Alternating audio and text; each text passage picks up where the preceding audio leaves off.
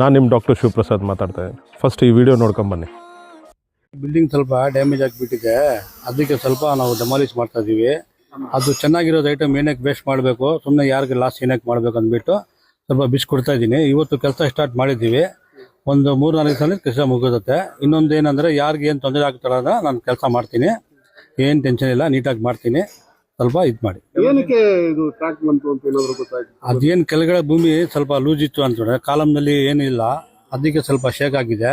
So ಈ video ನೋಡಿದ್ರಲ್ಲ, so video ನೋಡಿದ ಮೇಲೆ ನಿಮಗೇನು ಅನ್ನಿಸ್ತು?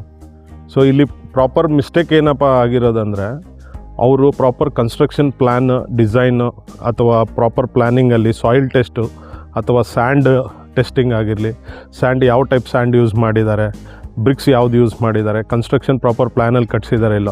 ಸೊ ಇದರಲ್ಲಿ ನನಗೆ ಅರ್ಥ ಆಗಿದ್ದೇನಪ್ಪ ಅಂದರೆ, ಸೊ ಅವರು ಪ್ರಾಪರ್ ಇಂಜಿನಿಯರ್ ಹತ್ರ ಕನ್ಸ್ಟ್ರಕ್ಷನ್ಗೆ ಹೋಗಿಲ್ಲ. ಸೊ ಇನ್ ಕೇಸ್ ನಿಮಗೆ ಆರಾಮಿಲ್ಲ ಅಂದರೆ ನೀವು ಮೆಡಿಕಲ್ ಶಾಪ್ ಹತ್ರ ಹೋಗ್ತಿರೋ ಅಥವಾ ಡಾಕ್ಟ್ರ್ ಹತ್ರ ಹೋಗ್ತಿರೋ.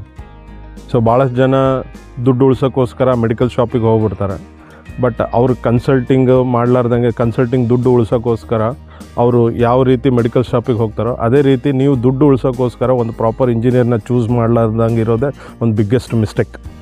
ಸೊ ನೆಕ್ಸ್ಟ್ ಟೈಮು ನೀವು ಕನ್ಸ್ಟ್ರಕ್ಷನ್ ಮಾಡಬೇಕಾದಾಗೆ ಬಿಲ್ಡರ್ ಪ್ರೊಫೈಲ್ನ ಪ್ರಾಪರ್ ಚೆಕ್ ಮಾಡ್ಕೊಳ್ಳಿ. ಅವ್ರು ಇವಾಗವರೆಗೆ ಎಷ್ಟು ಮನೆ ಕನ್ಸ್ಟ್ರಕ್ಟ್ ಮಾಡಿದ್ದಾರೆ ಚೆಕ್ ಮಾಡ್ಕೊಳ್ಳಿ. ಆ್ಯಂಡ್ ನಿಮ್ಮ ಲ್ಯಾಂಡನ್ನು ಸಾಯಿಲ್ ಟೆಸ್ಟ್ ಮಾಡೋದನ್ನ ಮಾತ್ರ ಮರಿಬೇಡಿ. ನಿಮಗೇನಾದರೂ ಕನ್ಸ್ಟ್ರಕ್ಷನ್ ಅಥವಾ ಡಿಸೈನ್ ಈ ಹೊಸಪೇಟೆ ಭಾಗದಲ್ಲಿ ಇರೋಂಥವ್ರು ಯಾರನ್ನ ನೀವು ಕನ್ಸ್ಟ್ರಕ್ಷನ್ಗೆ ಏನೋ ನೋಡ್ತಾ ಇದ್ದೀರ ಅಂದರೆ ನೀವು ನಮ್ಮನ್ನು ಕಾಂಟ್ಯಾಕ್ಟ್ ಮಾಡಿ. Thank you.